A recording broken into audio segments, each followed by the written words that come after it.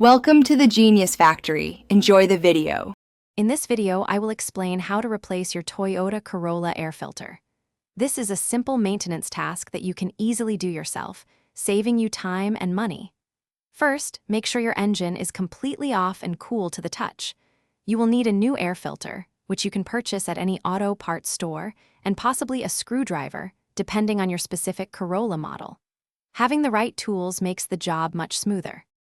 Now, let's locate the air filter housing. In most Toyota Corolla models, this is a large, black plastic box situated on the passenger side of the engine bay, often connected to a large intake hose. You'll see several metal clips, or sometimes a few screws holding the top cover in place. Carefully unclip all of these fasteners, or use your screwdriver to loosen any screws to prepare for opening the housing.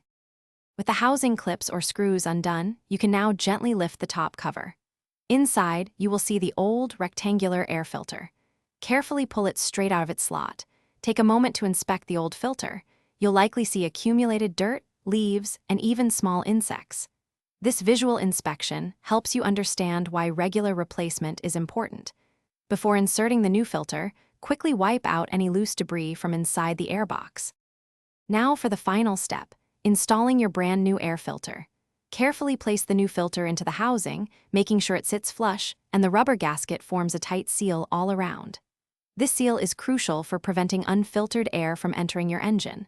Once the new filter is in place, reposition the airbox cover and secure all the clips or screws you removed earlier. Give it a quick check to ensure everything is tight and properly sealed. Great job! Thanks for watching. If you found this helpful, don't forget to like and subscribe.